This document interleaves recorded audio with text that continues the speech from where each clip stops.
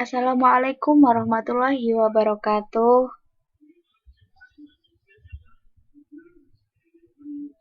Waalaikumsalam warahmatullahi wabarakatuh. Perkenalkan, kami dari kelompok 9 yang terdiri dari saya sendiri, Salek Akal Bihaningrum dengan NIM akhir 026 dan juga rekan saya Ayuni Dinda Pertiwi dengan NIM akhir 003. Di sini kami akan menjelaskan mengenai inovasi dan pembaharuan pendidikan Indonesia pada bab 9. Di antaranya, subbab yang akan kita pelajari ialah yang pertama, perubahan kurikulum, kedua, inovasi pengolahan pendidikan, ketiga, pembaharuan pendidikan, dan keempat ialah inovasi dalam pendekatan pembelajaran.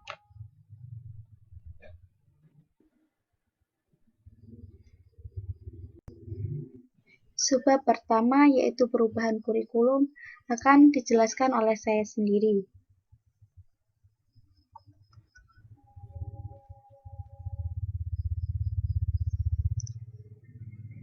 Pengertian kurikulum. Di sini, secara etimologi, kurikulum berasal dari bahasa Yunani, yaitu kurir yang artinya pelari dan kuriri yang berarti jarak yang harus ditempuh oleh pelari.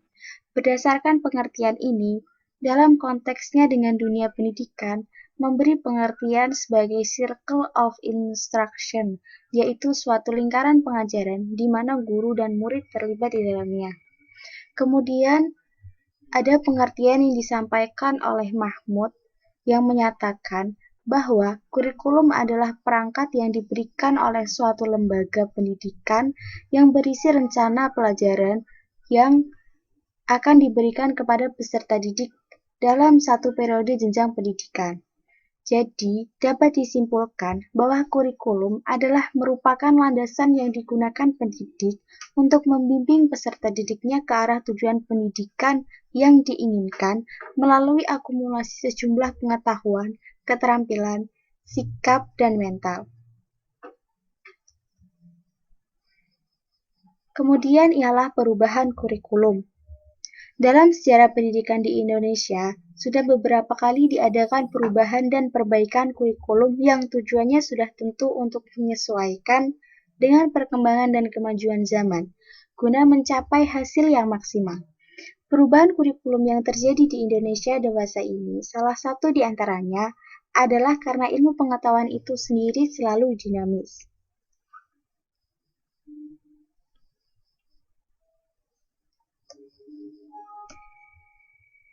Berikut ini ialah faktor-faktor yang mempengaruhi berkembangnya kurikulum atau bisa dikatakan perubahan kurikulum.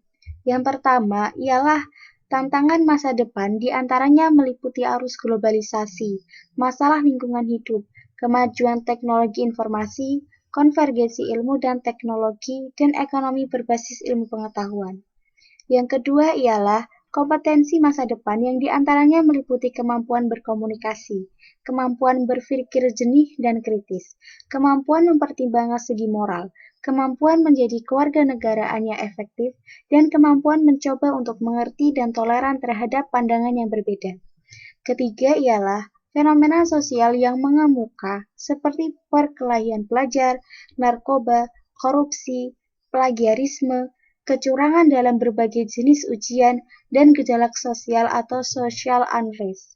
Yang keempat ialah persepsi publik yang menilai pendidikan selama ini terlalu menitik beratkan pada aspek kognitif, beban siswa yang terlalu berat, dan kurang bermuatan karakter.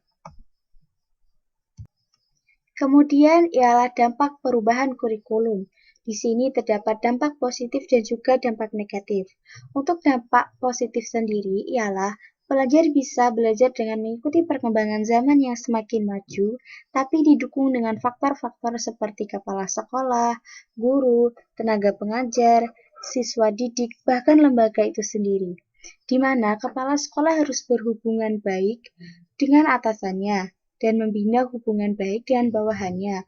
Lalu guru juga harus bermutu.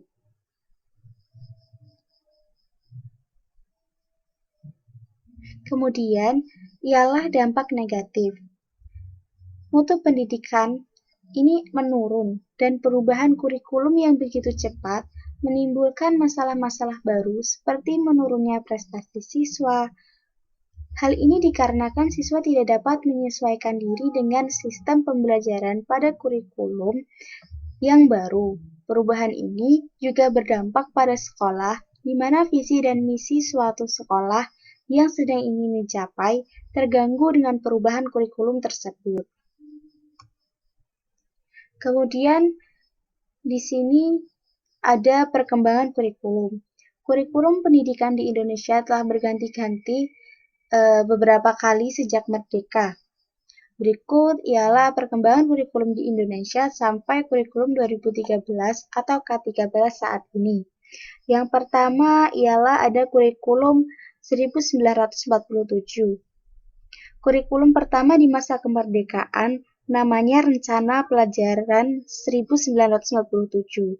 Ketika itu penyebutan lebih populer menggunakan Leerplan atau Rencana Pelajaran ketimbang istilah kurikulum dalam bahasa Inggris. Rencana Pelajaran 1947 bersifat politis yang tidak mau lagi melihat dunia pendidikan masih menerapkan kurikulum Belanda yang orientasi pendidikan dan pengajarannya ditujukan untuk kepentingan kolonialis Belanda. Kemudian ialah kurikulum 1952. Pada tahun 1952 ini diberi nama Rencana Pelajaran Terurai 1952. Kurikulum ini sudah mengarah pada suatu sistem pendidikan nasional yang paling menonjol dan sekaligus ciri dari kurikulum 1952 ini bahwa setiap rencana pelajaran harus memperhatikan isi pelajaran yang dihubungkan dengan kehidupan sehari-hari. Fokusnya pada pengembangan daya cipta, rasa, karsa, karya, dan moral atau pancawardhana. Kemudian yang ketiga ialah kurikulum 1964. Pada kurikulum 1964 ini diberi nama Rencana Pendidikan 1964. Pokok-pokok pikiran kurikulum 1954 yang menjadi ciri dari kurikulum ini adalah bahwa pemerintah mempunyai keinginan agar rakyat mendapat pengetahuan akademik untuk pembekalan pada jenjang SD, sehingga pembelajaran dipusatkan pada program Pancawardhana yang meliputi pengembangan daya cipta, rasa, karsa, karya, dan moral. Yang keempat ialah kurikulum 1968. Pada kurikulum 1968 yang merupakan pembaruan dari kurikulum 1964, yaitu dilakukannya perubahan struktur kurikulum pendidikan dari Pancawardhana menjadi pembinaan jiwa Pancasila, pengetahuan dasar, dan kecakapan khusus. Kurikulum 1968 ini merupakan perwujudan dari perubahan orientasi pada pelaksanaan Undang-Undang Dasar 1945 secara murni dan konsekuen. Yang kelima ialah kurikulum 1975. Pada kurikulum ini menekankan pada tujuan agar pendidikan lebih efisien dan efektif, yang melatar belakangi adalah pengaruh konsep di bidang manajemen, yaitu MBO atau Management by Objective yang terkenal saat itu. Metode, materi, dan tujuan pengajaran dirinci dalam prosedur pengembangan sistem instruksional atau PPSI. Pada kurikulum 1975 ini dikenal dengan istilah satuan pelajar, yaitu rencana pelajaran setiap satuan bahasan. Kemudian, setiap satuan pelajaran ini dirinci lagi menjadi petunjuk umum, tujuan instruksional khusus, materi pelajaran, alat pelajaran, kegiatan belajar, mengajar, dan evaluasi. Pada Kurikulum kegiatan ini juga menekankan pada pentingnya pelajaran matematika sebagai pedoman untuk melakukan untuk melakukan kegiatan sehari-hari. Kemudian ialah yang keenam adalah kurikulum 1984 atau kurikulum CBSE. Kurikulum ini berorientasi kepada tujuan interaksional, didasari oleh pandangan bahwa pemberian pengalaman belajar kepada siswa dalam waktu belajar yang sangat terbatas di sekolah harus benar-benar fungsional dan efektif. Oleh karena itu, sebelum memilih atau menentukan bahan ajar, yang pertama harus dirumuskan adalah tujuan apa yang harus dicapai siswa. Yang ketujuh ialah kurikulum 1994. Kurikulum ini dibuat sebagai penyempurnaan kurikulum 1984 dan dilaksanakan sesuai Undang-Undang Nomor 2 Tahun 1989 tentang Sistem Pendidikan Nasional. Hal ini berdampak pada sistem pembagian waktu pelajaran, yaitu dengan mengubah dari sistem semester ke sistem catur wulan. Tujuan pengajaran lebih menekankan pada pemahaman konsep dan keterampilan menyelesaikan soal dan pemecahan masalah. Yang kedelapan ialah kurikulum 2004 atau KBK. Kurikulum ini lebih dikenal dengan kurikulum berbasis kompetensi atau KBK, yang mana pendidikannya berbasis kompetensi yang menitikberatkan pada pengembangan kemampuan untuk melakukan tugas-tugas sesuai dengan standar performance yang telah diterapkan. Hal ini dapat diartikan bahwa pendidikan mengacu pada upaya penyiapan individu yang mampu melakukan perangkat kompetensi yang telah ditentukan. Yang kesembilan ialah kurikulum 2006 atau KTSP. Kurikulum 2006 ini dikenal dengan sebutan kurikulum tingkat satuan pendidikan atau KTSP. Pada awal 2006, di uji coba kurikulum 2004 atau KBK dihentikan dan muncullah KTSP. Tinjauan dari segi isi dan proses pencapaian target kompetensi pelajaran oleh siswa hingga teknis evaluasi tidaklah banyak berbeda dengan kurikulum 2004. Perbedaan yang paling menonjol adalah guru lebih diberikan kebebasan untuk merencanakan pembelajaran sesuai dengan lingkungan dan kondisi sekolah tempat mereka berada. Kemudian, yang terakhir adalah kurikulum 2013. Kurikulum 2013 ini merupakan kurikulum berbasis kompetensi yang pernah digagas dalam rintisan kurikulum berbasis kompetensi atau KBK 2004, tapi belum terselesaikan karena desakan untuk segera mengimplementasikan kurikulum tingkat satuan pendidikan atau KTSP 2006. Selain itu, penataan kurikulum pada kurikulum 2013 dilakukan sebagai amanah dari Undang-Undang Nomor 2 Tahun 2003 tentang Pendidikan Nasional dan Peraturan Presiden Nomor 5 Tahun 2010 tentang Rencana Pembangunan Jangka Menengah Nasional.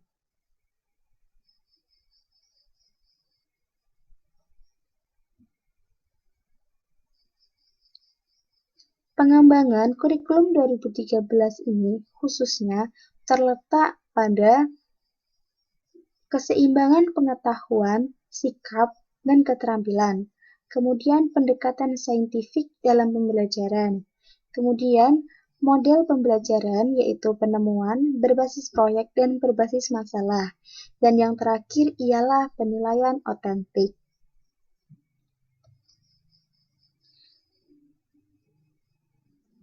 Kemudian ialah subbab kedua, yaitu inovasi pengolahan pendidikan. Pengolahan pendidikan merupakan serangkaian kegiatan merencanakan, mengorganisasikan, memotivasi, mengendalikan, dan mengembangkan segala upaya di dalam mengatur dan mendayagunakan sumber daya manusia, sarana dan prasarana untuk mencapai tujuan pendidikan. Sementara fungsi pengolahan pendidikan, yakni fungsi perencanaan, pengorganisasian, pemotivasian, dan pengawasan. Di sisi lain, Udin Saifuddin Sa'ud menjelaskan bahwa terdapat beberapa unsur dalam pengelolaan pendidikan, yaitu yang pertama, organisasi pendidikan. Kedua ialah manajemen sekolah kontemporer.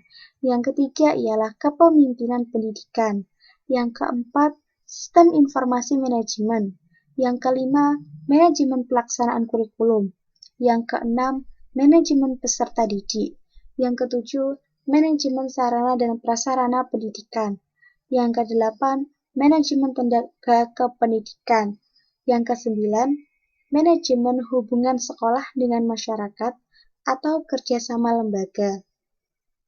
Dan yang ke-10, pengawasan pendidikan.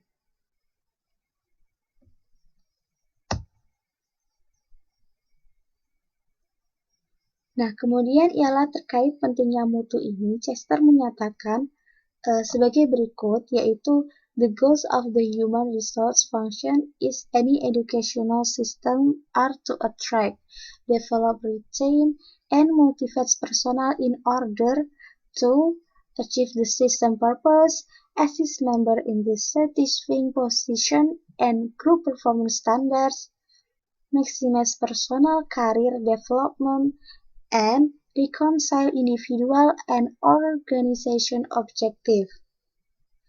This goal must be translated into operational then to give direction to those responsible for their implementation. Kemudian di sini ada pula penjabaran dari Mujamil Qamar pada tahun 2007, yang mana terdapat beberapa strategi alternatif untuk menjawab berbagai tantangan pengelolaan lembaga pendidikan, yaitu dalam strategi umum misalnya. Yang pertama ialah merumuskan cita-cita program serta tujuan yang ingin dicapai lembaga secara jelas. Langkah selanjutnya adalah berupaya memaksimalkan merealisasikannya melalui kegiatan-kegiatan real sehari-hari. Yang kedua ialah membangun kepemimpinan dan budaya organisasi yang baik dan profesional, menyiapkan pendidik yang benar-benar berjiwa pendidik, memahami dan meneladani ajaran Islam, sehingga mengutamakan tugas-tugas pendidikan dan pembelajaran untuk keberhasilan peserta didik, merumuskan dan menyusun materi pembelajaran sesuai dengan perkembangan peserta didik dan kebutuhan masyarakat. Yang ketiga ialah menggali potensi-potensi keuangan dan mengembangkannya dengan kreatif, meningkatkan promosi untuk membangun citra atau image building. Yang keempat ialah membangun kerjasama atau networking baik di tingkat daerah nasional maupun internasional.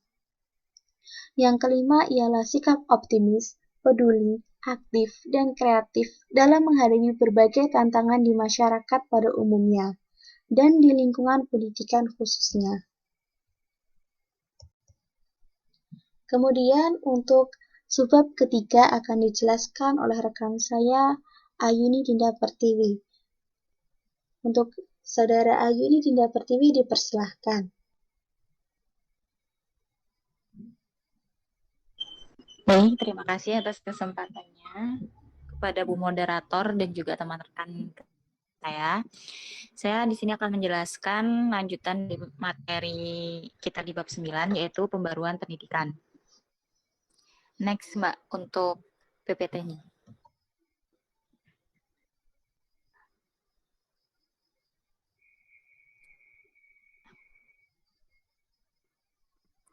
Baik, terima kasih. Pengertian pembaruan pendidikan. Harun Nasution berpendapat bahwa pembaruan atau modernisasi mengandung arti aliran, gerakan, dan usaha untuk mengubah paham istiadat institusi-institusi lama dan lain sebagainya untuk disesuaikan dengan suasana baru yang ditimbulkan oleh perubahan dan keadaan, terutama oleh kemajuan ilmu pengetahuan dan teknologi modern.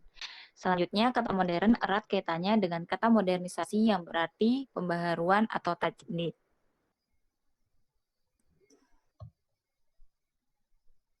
Menurut modernisasi dalam Islam lebih diartikan dengan pembaruan dalam arti pembaruan hal-hal lama yang dianggap menyimpang dari yang sebenarnya. Hal ini disebabkan istilah modernisme sendiri dianggap mengandung arti negatif di samping arti positifnya. Yang dimaksud dengan Harun dalam arti negatif sini adalah kecenderungan adanya konotasi barat yang ada pada kata itu, karena dapat memunculkan kesan barat. Gerakan modernisme diilhami dari modernisme yang tumbuh di barat.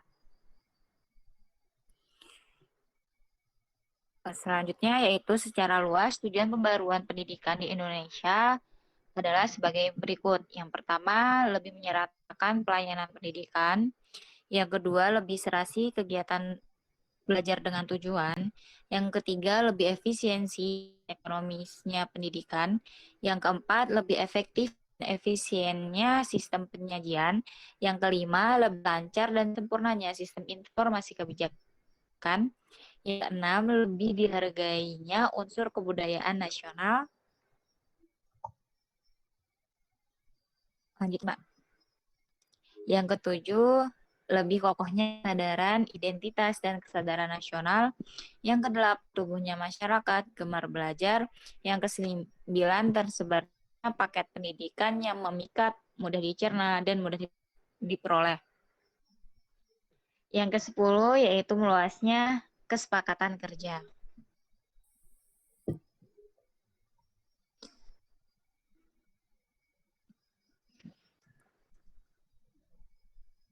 Selanjutnya yaitu mengenai inovasi dalam pendekatan pembelajaran. Inovasi merupakan perubahan sistem dari yang kurang baik ke arah yang lebih baik. Sedangkan pembelajaran merupakan serangkaian kegiatan yang dirancang memungkinkan terjadinya proses belajar pada siswa.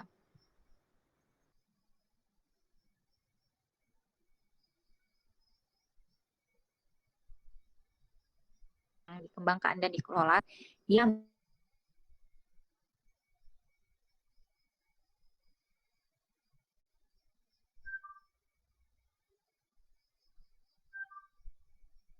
belajar pada siswa yang dirancang, dikembangkan dan dikelola secara kreatif, dinamis dengan menerapkan pendekatan multi ke arah yang lebih baik untuk menciptakan suasana dan proses pembelajaran yang kondusif bagi siswa. Inovasi pembelajaran merupakan sesuatu yang penting dan mesti dilakukan oleh guru. Dengan adanya inovasi pembelajaran, maka kita sebagai calon guru sebaiknya dapat belajar menciptakan suasana belajar yang menyenangkan, menggairahkan, dinamis, penuh semangat, dan penuh. Suasana pembelajaran seperti itu dapat mempermudah peserta didik dalam memperoleh ilmu. Guru juga dapat menanamkan nilai-nilai luhur yang hakiki pada peserta didik untuk menuju tercapainya tujuan pembelajaran. Nah, ada beberapa bentuk inovasi dalam pembelajaran. Di antaranya, yang pertama ada pembelajaran kuantum. Pelajaran kuantum sebagai salah satu model, strategi, dan pendekatan pembelajaran khususnya menyangkut keterampilan guru dan merancang pengembangan dan mengelola sistem pembelajaran sehingga guru mampu menciptakan suasana pembelajaran yang efektif, menggairahkan, dan memiliki keterampilan hidup.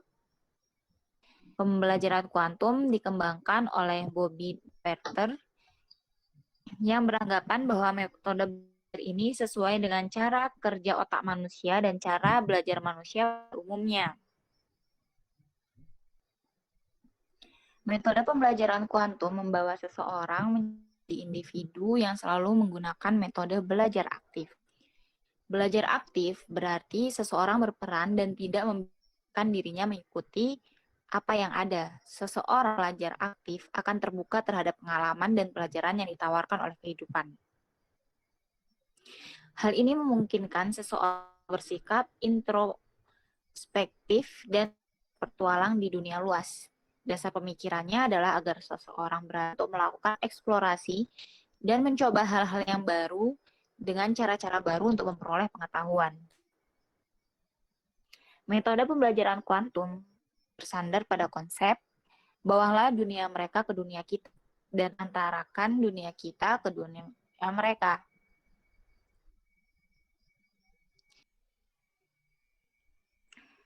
Yang kedua yaitu pembelajaran berbasis kompetensi. Kompetensi dapat diartikan sebagai kemampuan dasar yang dapat dilakukan oleh para siswa pada tahap pengetahuan, keterampilan, dan bersikap. Kemampuan dasar ini akan dijadikan sebagai landasan melakukan proses pembelajaran dan penilaian siswa. Berdasarkan SK Mendiknas nomor 045 garis miring U garis miring 2002 menyatakan bahwa kompetensi adalah seperangkat tindakan cerdas, penuh tanggung jawab yang dimiliki seorang sebagai syarat untuk dianggap mampu oleh masyarakat dalam melaksanakan tugas-tugas di bidang pekerjaan tertentu. Konsep pembelajaran berbasis kompetensi mensyaratkan dirumuskannya secara jelas kompetensi yang harus dimiliki atau ditampilkan peserta didik setelah mengikuti kegiatan pembelajaran. Dengan tolak ukur pencapaian kompetensi, maka dalam kegiatan pembelajaran peserta didik akan terhindar dari mempelajari materi yang tidak perlu, yaitu materi yang tidak menunjang tercapainya penguasaan kompetensi. Yang selanjutnya yaitu pembelajaran kontekstual. Wina Sanjaya menjelaskan bahwa pembelajaran kontekstual adalah suatu pendekatan pembelajaran yang menekankan kepada proses keterlibatan siswa secara penuh untuk dapat menemukan materi yang dipelajari dan menghubungkannya dengan situasi kehidupan nyata, sehingga mendorong siswa untuk dapat menerapkannya dalam kehidupan mereka.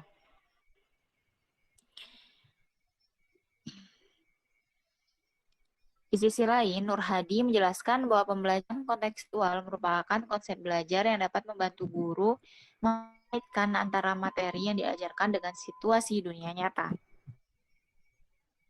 Paparan pengertian pembelajaran kontekstual yang tadi saya jelaskan dapat diperjelas. Yang pertama, pembelajaran konteks menekankan pada proses keterlibatan siswa untuk menemukan materi.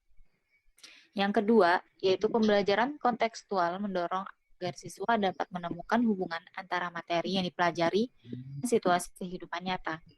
Yang artinya, siswa dituntut untuk menangkap hubungan antara pengalaman belajar di sekolah dengan kehidupan nyata di masyarakat. Dan yang ketiga, yaitu pembelajaran kontekstual mendorong siswa untuk dapat menerapkannya dalam kehidupan.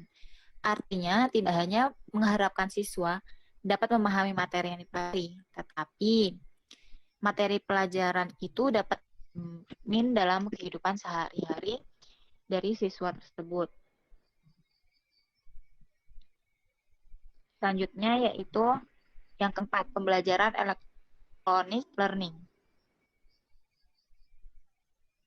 E-learning adalah suatu sistem atau konsep pendidikan yang memanfaatkan teknologi informasi dalam proses belajar mengajar. E-learning merupakan proses pembelajaran yang berlangsung dengan perantara teknologi informasi tanpa harus bertatap muka secara langsung antara pendidik beserta didik guna mencapai tujuan pembelajaran. E-learning sendiri merupakan salah satu bentuk dari konsep pembelajaran jarak. Bentuk e-learning cukup luas, yaitu sebuah portal yang berisi informasi ilmu pengetahuan yang dapat dikatakan sebagai situs e-learning. Jadi e-learning atau internet enabling learning menggabungkan metode pengajaran teknologi sebagai sarana dalam belajar. Pembelajaran elektronik atau e-learning telah dimulai pada tahun 1970-an. Berbagai istilah digunakan untuk mengemukakan pendapat atau gagasan tentang pembelajaran elektronik. Antara lain adalah online learning, internet enable learning, virtual learning, atau basic learning. E-learning ini mempermudah interaksi antara peserta didik dengan bahan materi pembelajaran. Demikian juga interaksi antara dengan dosen maupun antara sesama peserta didik. Peserta didik dapat informasi atau pendapat mengenai hal yang menyangkut pelajaran ataupun kebutuhan pengembangan diri peserta didik. Mungkin cukup sekian dari pemaparan yang saya jelaskan terkait dua bab yang sudah saya jelaskan. Saya kembalikan lagi kepada moderator. Terima kasih. Baik teman-teman, seperti itulah pemaparan dari kelompok 9. Semoga pemaparan yang telah kami berikan dapat memberikan manfaat bagi teman-teman sekalian.